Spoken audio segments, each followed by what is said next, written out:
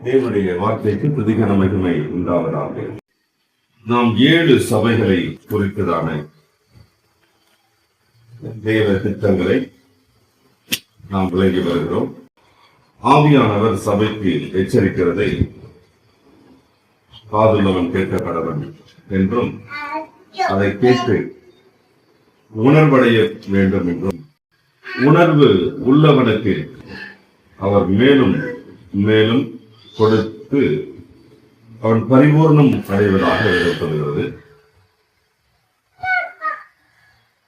தேவனுடைய வார்த்தைக்கு செவிகொடாமல், கண்டும் காணாமல், கேட்டும் கேளாமல், இருதயத்தினால் உணர்ந்து குணப்படாமலும் இருக்கிற போது இருதயம் இருளடைந்து போகும் என்பதையும் வேதம்.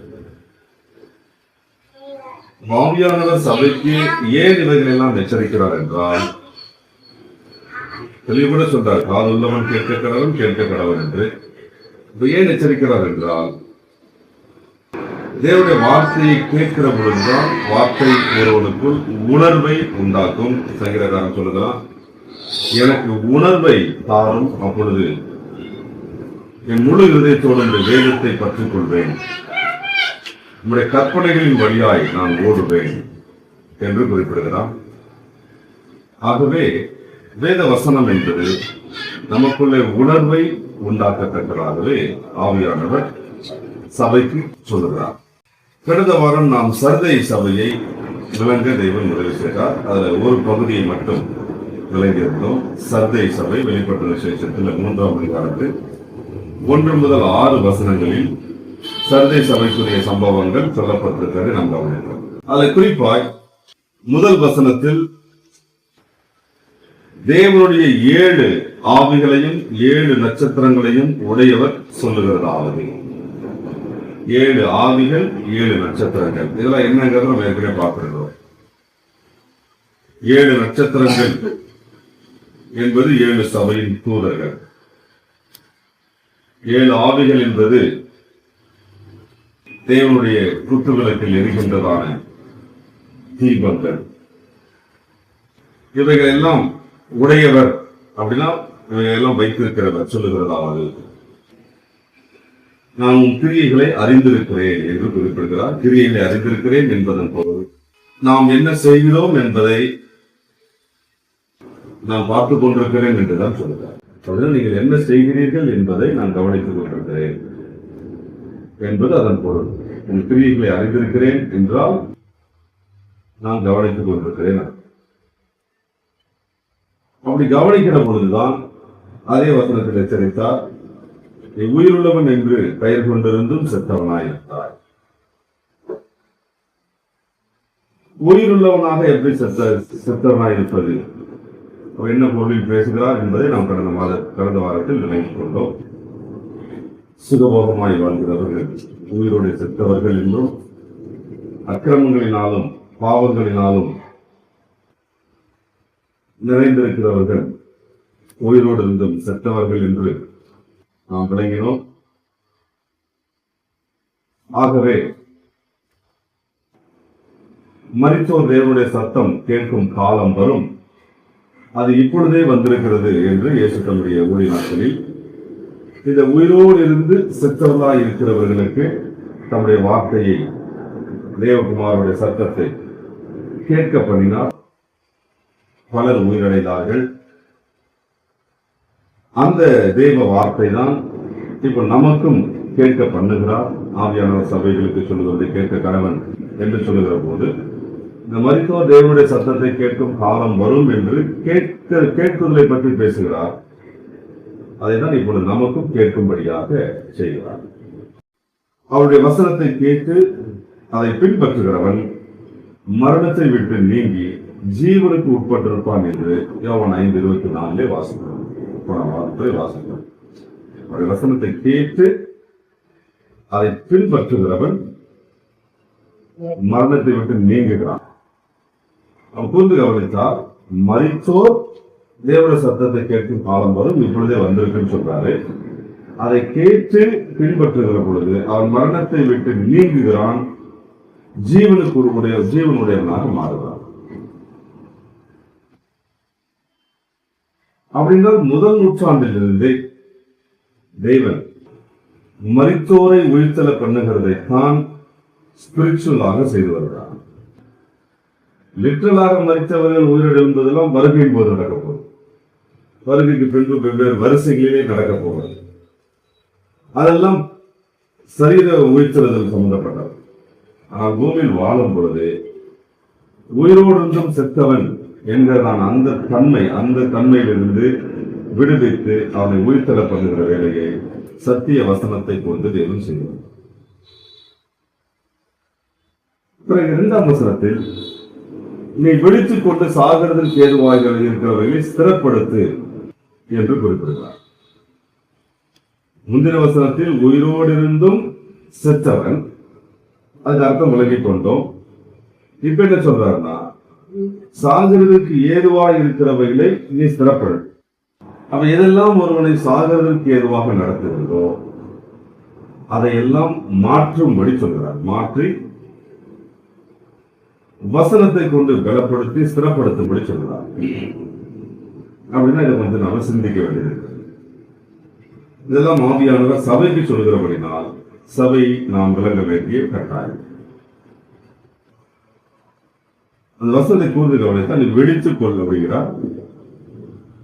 எதெல்லாம் சாகிறதற்கு ஏதுவானவைகளோ அதையெல்லாம் மாற்றி சீர்படுத்த சொல்கிறார். அந்த சீர்படுத்துதல் தான் ஸ்திரப்படுத்துகிறார். சீர்படுத்தி தான் ஸ்திரப்படுத்த முடியும்.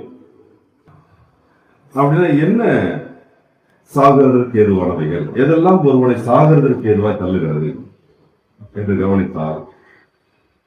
1 பேதுரு 5ஆம் அதிகாரம் 8 முதல் 10 வசனங்களிலே விழித்திருக்கிறதை குறித்து பேசுகிறார். வாசிக்கிறோம். 1 பேதுரு 5ஆம் அதிகாரம் 8 முதல் 10 வசனங்களில் நாம் புத்தியுள்ளவர்களாய் இருங்கள், விழித்திருங்கள்.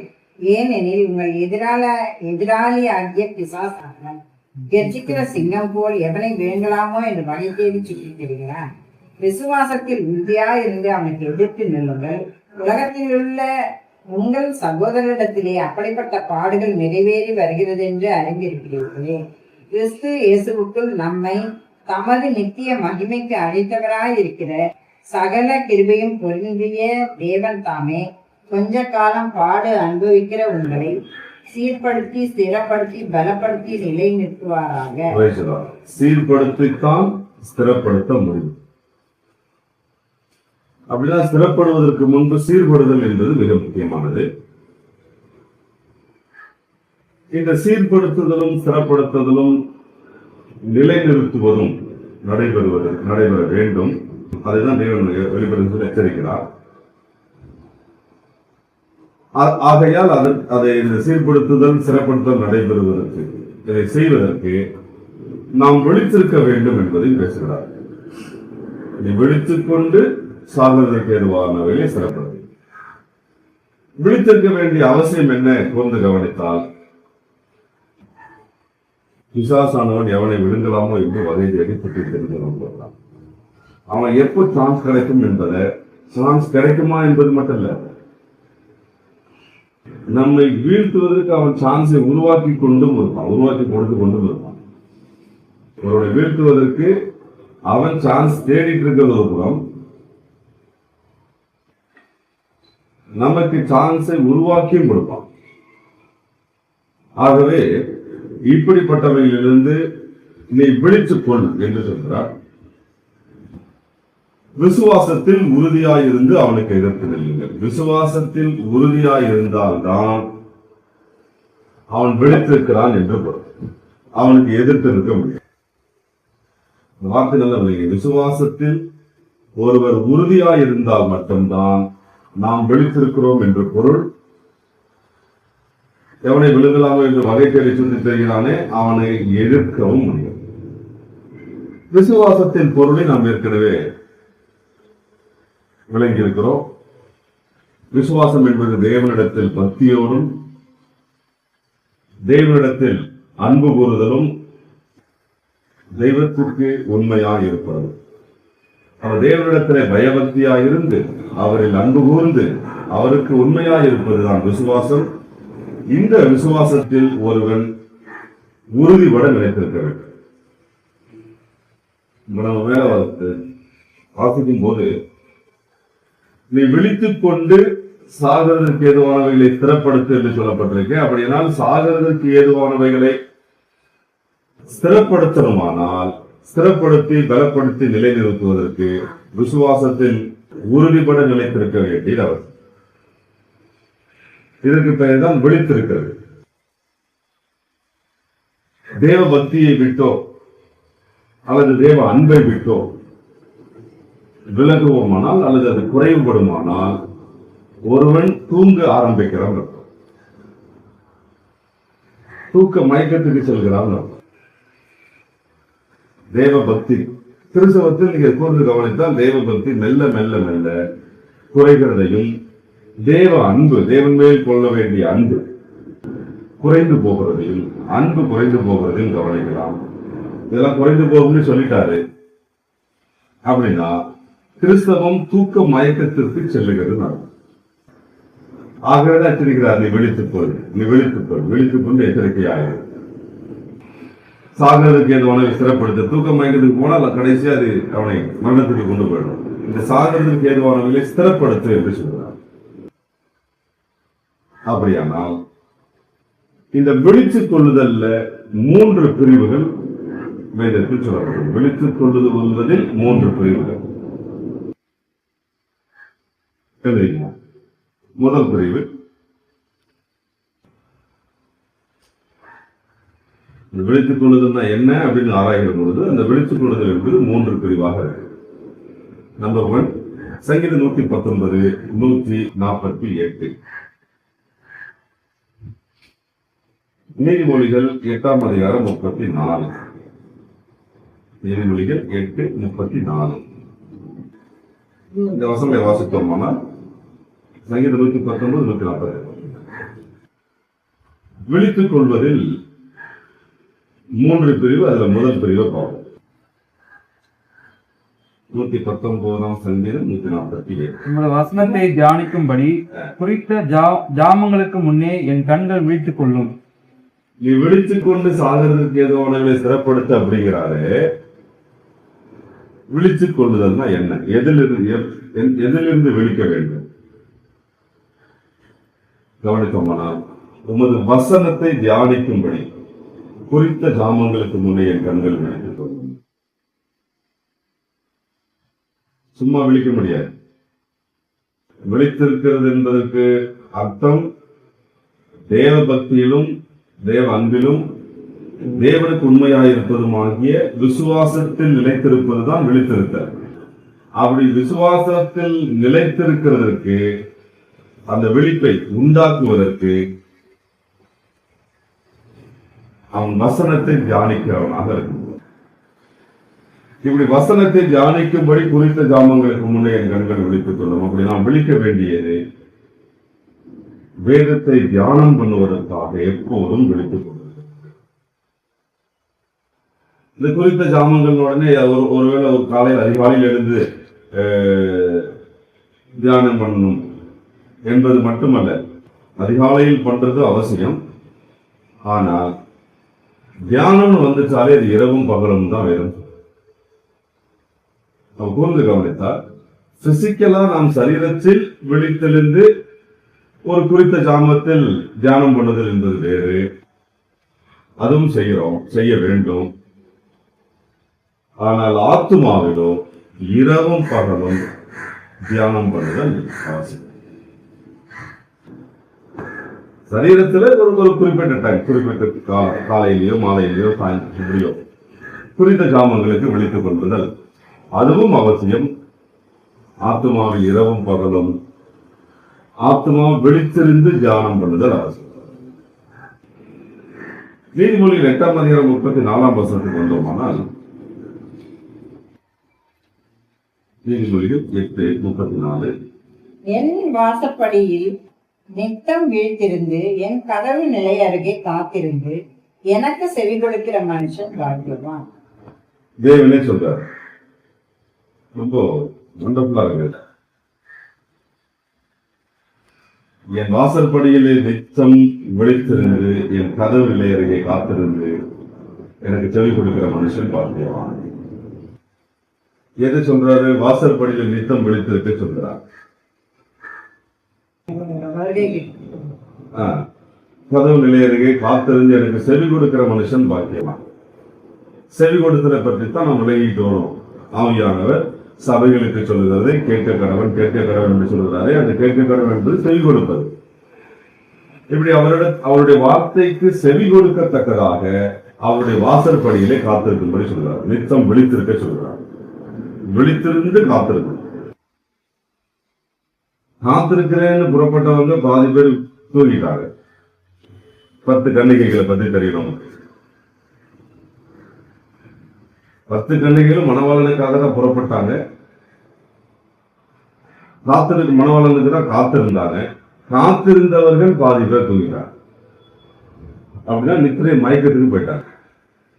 நித்திரை மயக்கம் எதனால வந்ததுன்னு பாத்தீங்கன்னா எண்ணெய் குறைஞ்சதுனால, எண்ணெய் வசனம்.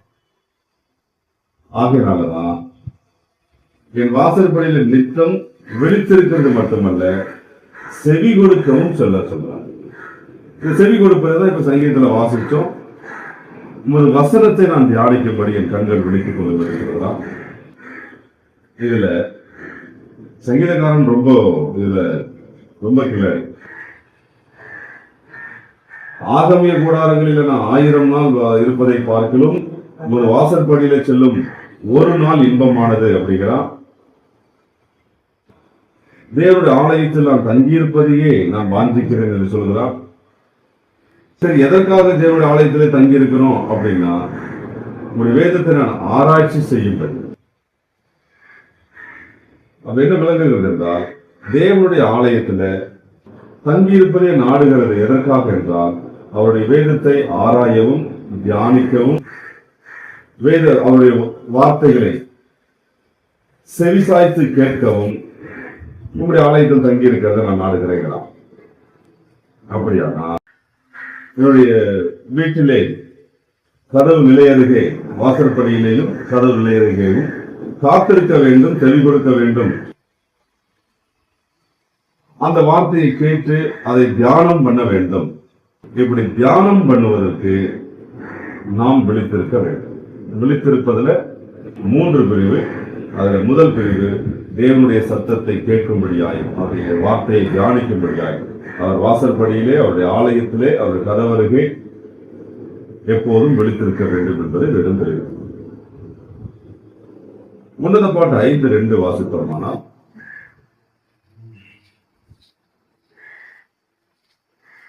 உன்னத பாட்டு 5:2. நான் நித்திரை பண்ணினேன், என் இதயமோ விழித்திருந்தது. கதவை தட்டுகிற என் நேசரின் சத்தத்தை கேட்டேன். என் சகோதரியே, என் பிரியமே, என் பிதாவே, என் உத்தமியே, கதவை திற. என் தலை பணியினாலும் என் தலைமயிர் இரவில் பெய்யும் தூறலினாலும் நனைந்திருக்கிறது என்றார். இதுதான் ஆத்துமாவிலே விழித்திருக்கிறது. நான் நித்திரை பண்ணினேன், என் இதயமோ விழித்திருந்தது. இதயம் விழித்திருந்ததாம். கதவை தட்டுகிற என் நேசரின் சத்தத்தை கேட்டேன். தூங்குகிறவங்களுக்கு கேட்டு, அப்படின்னா சரீரத்தில் டயர்டாகி தூங்குறது அது வழக்கமானதுதான். டயர்டாகிடுச்சுன்னா தூங்கிடுவாங்க. ஆனால் அப்படி சரீரத்திலே டயர்ல தூங்கி நித்திரை செய்தாலும் ஆத்துமாவோ விழித்திருந்து அவர் நேசரின் சத்தத்தை கேட்கும் காதுகளாக காத்திருக்க வேண்டும். தான் விழித்திருக்க. இது எப்ப முடியும்? இரவும் பகலும் இந்த வேதத்தில் தியானமாயிருக்கிறது. ஆகவே நம்முடைய வேதத்தை நான் தியானிக்கும்படி குறித்த ஜாமங்களுக்கு முன்னே கண்கள் விழித்துக் கொள்ளுங்கள் என்றார். கூர்ந்து கவனித்தால், சாகிறதற்கு ஏதுவானவைகளை எல்லாம் ஸ்திரப்படுத்த வேண்டும். எதெல்லாம் ஒருவனை சாகிறதற்கு ஏதுவாய் தள்ளுமோ அதையெல்லாம் சீர்படுத்தி ஸ்திரப்படுத்தணுமானால் விழித்திருக்கணும்னால் எதில விழித்திருக்கிற வேண்டும் என்று கவனிக்கிற போது, குறித்த ஜாமங்களுக்கு முன்னே தேவனுடைய வார்த்தையை தியானிக்கும்படி, அப்படி அந்த தியானம் என்பது இருதய தியானம். இருதயம் தியானிக்கிறபடினால்தான் நாம் சரீரத்தில் ஓய்வெடுத்தாலும் தூங்கினாலும் ஆத்துமாவை விழித்துக் கொள்ளுகிற பொழுதுதான் நேசருடைய சத்தத்தை கேட்க முடியும். பிறகு 2வதாக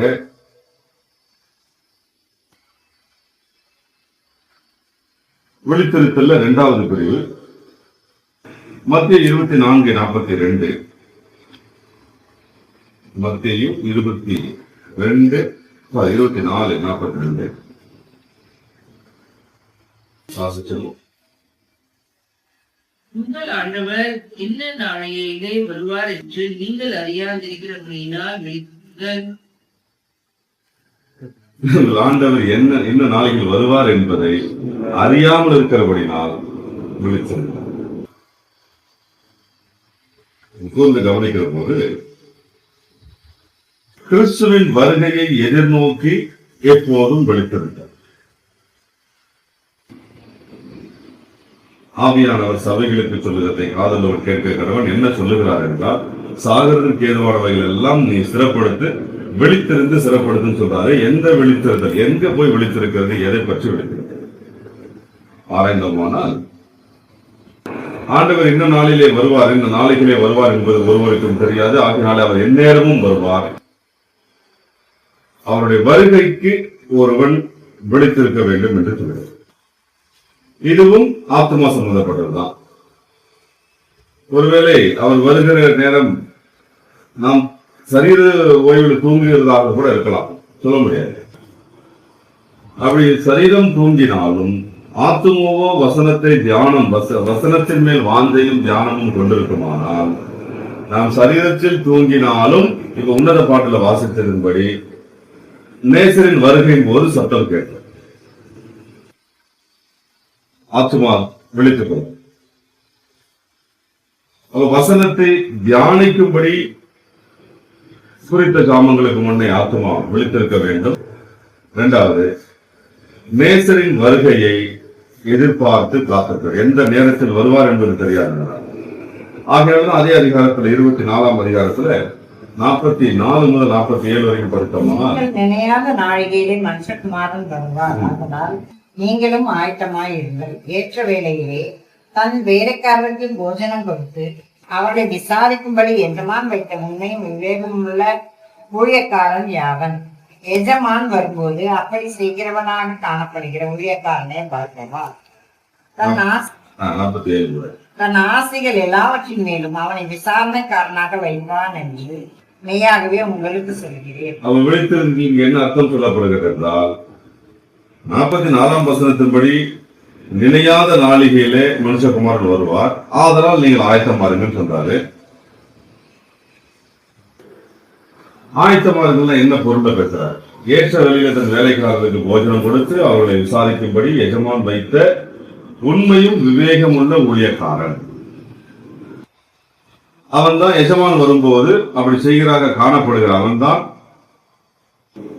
தான் பாக்கியவான் என்று சொல்றாரு 46ல. அவனை தன் ஆசையில் எல்லாவற்றின் மேலும் அவனை விசாரணைக்காரனாக வைப்பான் என்று சொல்கிறார். அர்த்தம் என்னன்னா, நமக்கு கொடுக்கப்பட்ட ஊழியத்தை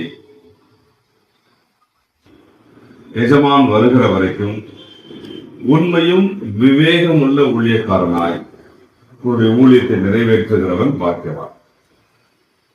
அப்படி நிறைவேற்றுகிறவனை தன்னுடைய ஆஸ்திகள் எல்லாவற்றின் மேலும் விசாரணைக்காரனாக வைப்பார்.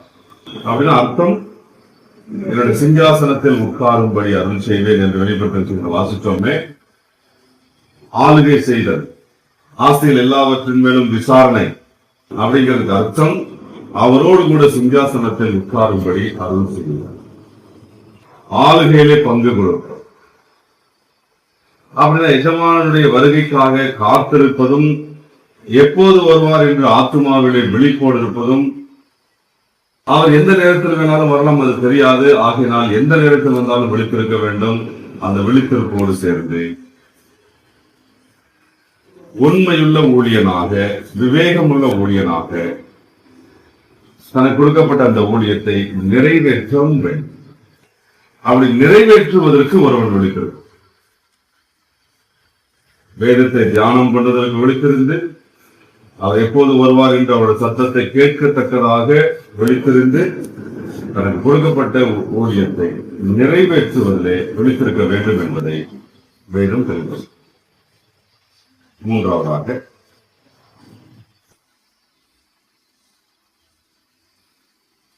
கொலோசியர் 4ஆம் அதிகாரம் 2ஆம் வசனம்.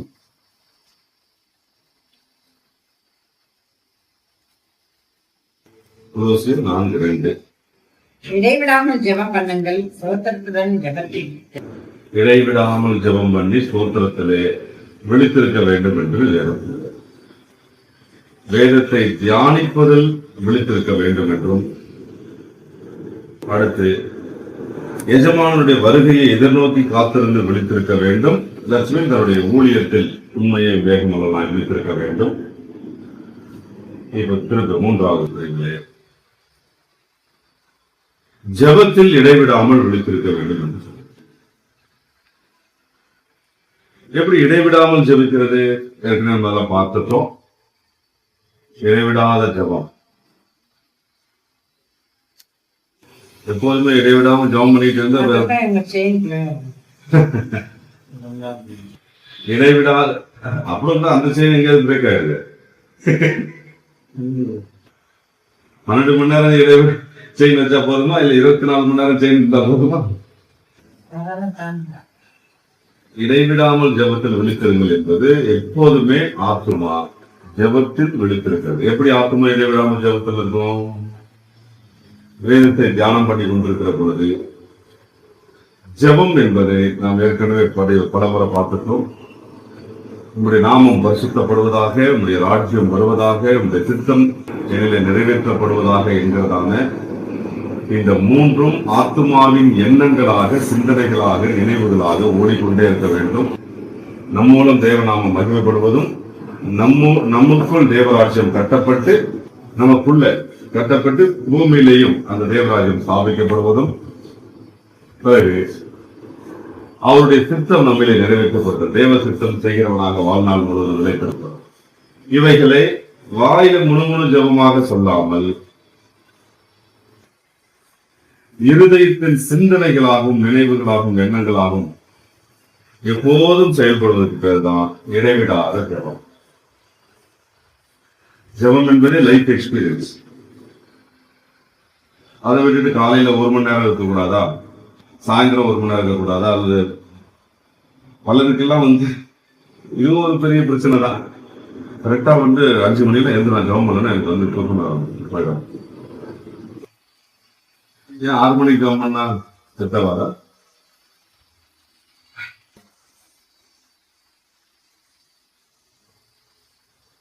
கரெக்டா சாப்பிட்றதுக்கு ஒரு 8 மணிக்கு முன்னாடி நான் உட்காந்து நான் ஜெபம் பண்ணுவேன். 7 மணிக்கோ 9 மணிக்கோ ஜெபம் பண்ணா செத்தா வாரா? ஜெபம்ங்கிறது அதுக்குன்னு ஒரு பர்டிகுலர் டைம். இதெல்லாம் ஒரு பாரம்பரியமா மாத்திட்டாங்க. ஜெபத்தையே பாரம்பரியமா மாத்திட்டாங்க. ஜெபம் என்பது இடைவிடாமல் தான், நான் ஸ்டாப். ஆமா, வீட்டில் உட்கார்ந்து இருக்கிற போதும், எழுந்திருக்கிற போதும், படுத்துக் கொள்கிற போதும், வழியில நடக்கிற போதும் வேதத்தை தியானம் பண்ண அந்த வேத தியானம் அவனுக்குள்ளே தீயா எரிய துவங்கும்.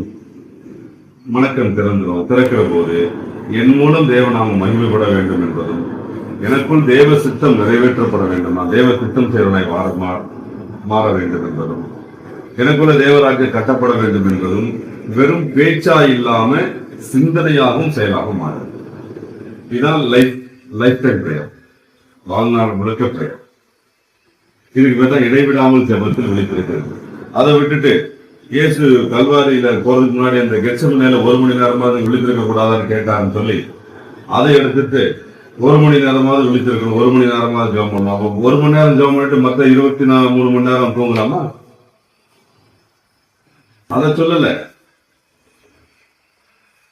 அதுக்கும் சீக்ரெட் மீனிங் தான், ஸ்பிரிச்சுவல் மீனிங் தான். நம்ம என்ன பார்த்துட்டோம். 1 மணி நேரமாவது அப்படிங்கறத கணக்கெடுத்தீங்கன்னா மனுஷனுடைய வாழ்நாள்ல பாதி வந்துடும். தேவன் 1 மணி நேரம் பேசினார்னா அதுக்கு நமக்கு 42 வருஷம். ஏன் அதை அப்படி அந்த வார்த்தைக்கு பிரிக்க வேண்டியிருக்குன்னா, எப்படியும் பிறந்ததுல இருந்து 40 வருஷம் வீணா போயிடும். போன படிச்சங்க, வேலைக்கு போன, கல்யாணம் பண்ண, அப்புறம் சம்பாதிச்சு கொஞ்சம் வீட்டை வாங்க வேண்டியது, இதுலயே 40 வருஷம் முடிஞ்சது. மீதி இருக்கிற 40 வருஷம் ஆகுது லட்சுமி 1 மணி நேரம் ஆகுது. விழித்திருக்க கூடாதாங்க. இந்த 40 வருஷத்தை தெய்வத்துக்கு செலவு பண்ணணுங்கிற அதெல்லாம் புரியல. சரி, ஓகே. அதை விட்டுட்டு காலையில நான் 3 மணிக்கெல்லாம் எழுந்து 1 மணி நேரம் ஜெபம் பண்ணலன்னா அவ்வளவுதான். இதெல்லாம் பாரம்பரியமா மாத்தியாச்சு. ஜெபம்னாலே இடைவிடாமல் தான், வாழ்நாள் முழுவதும் நான் ஸ்டாப். அதனாலதான் இடைவிடாமல் ஜெபத்தில் விழித்திருங்க. அது மட்டும் இல்ல, தெசலோனிக்கர் இதே வார்த்தை சொல்றாரு. 1 தெசலோனிக்கர் 5:15. அவன் விழித்துக் கொண்டு சாகிறதற்கு ஏதுவானவைகளை ஸ்திரப்படுத்து என்று சொல்கிறாரே. எப்படி விழித்திருக்கிறது, எப்படி சாகிறதுக்கு ஏதுவானவைகளை ஸ்திரப்படுத்துறது புரிச்சுச்சா பாருங்க. வேதம் தியானத்திலும் எஜமான் வருகை எதிர்நோக்கி காத்திருப்பதிலும், காத்திருக்கிறதுனா சும்மா இல்லை, தனக்கு கொடுக்கப்பட்ட ஊழியத்தை உண்மை விவேகமாய் நிறைவேற்றுவதும், நிறைவேற்றிக் கொண்டே நமக்குள் இடைவிடாத ஜெபம் தொடர்ந்து நிறைவேற வேண்டும். அந்த ஜெபம்னா வாயில சொல்றதல்ல, லைஃப் எக்ஸ்பீரியன்ஸ். தேவநாமம் பரிசுத்தப்படைய மகிமைப்படுவதும், அவருடைய சித்தம் நம்ம நிறைவேறுவதும், அவருடைய ராஜ்யம் நமக்கு கட்டப்படுவதும். இந்த தியானம் தான் ஜெபம். இடைவிடாத ஜெபத்தில் விழித்திருக்கிற போதுதான் சாகிறதுக்கு ஏதுவானவைகளை ஸ்திரப்படுத்தும். எது சாகிறதுக்கு ஏதுவான நடத்தது? போன மாதமே படிச்சிட்டோம். உயிரோடு இருந்தும் செத்தவன். அவன் ஒருவனை சாகிறதுக்கு ஏதுவா எது நடத்துகிறது என்றால், சுகபோகமாய் வாழ்கிறவன் உயிரோடு இருந்தும் செத்தவன். அக்கிரமங்களினாலும் பாவங்களினாலும் நிறைந்திருக்கிறவன் உயிரோடு இருந்தும் செத்தவன். அவன் இந்த சாகிறதுக்கு ஏதுவானவையில் எது அப்படின்னா, இவைகள் தான் சாகிறதுக்கு ஏதுவாய் ஒருவனை வழி நடத்தக்கூடியது. இந்த சாகிறதுக்கு ஏதுவானவைகள் எல்லாம் மாற்றி அதை சீர்படுத்தவும் ஸ்திரப்படுத்தவும் விழித்திருத்தல் என்பது அவசியம். சபைக்கு ஆவியானவர் சொல்றார். இதெல்லாம் சபைக்கு சொல்லிட்டார். அதான் முக்கியமா கவனிக்க வேண்டிய விஷயமே இதுதான். சபை பார்த்து பேசுறாரு, நீ இதெல்லாம் செய்ய வேண்டும். அப்ப இந்த சபைக்கு எச்சரிக்கப்பட்டு சபை விழித்திருக்க வேண்டியது கட்டாயம். எத்தனை சபைக்கு இது போய் ரீச் ஆக போகுதுன்னு தெரியல. சபைகள்லாம் விழித்து இல்லை, சபைகள்லாம் தூங்க ஆரம்பிச்சாச்சு. ஏறக்குறைய எல்லா சபைகளும் நித்திரை மயக்கத்தில் தான் இருக்கு. இந்த நித்திரை மயக்கம் கண் சொருகி போகிற நிலைக்கு போகும். அதுவும் இந்த 10 வருஷத்திலே நடைபெற போகிறது. ஆனால் ஆவியானவர் நமக்கு இவைகள் எல்லாம் எச்சரிக்கையாகவும் நினைவூட்டுதலாகவும் நமக்கு கொடுத்து, விழிச்சிருங்கள், சாகிறதுக்கு ஏதுவானவைகளை ஸ்திரப்படுத்துங்கள். ஆவியானவர் சபைகளுக்கு சொல்கிறதை சாதுள்ளவன் கேட்கின்றனர். நாம் தங்களை முடிக்க வேண்டும்.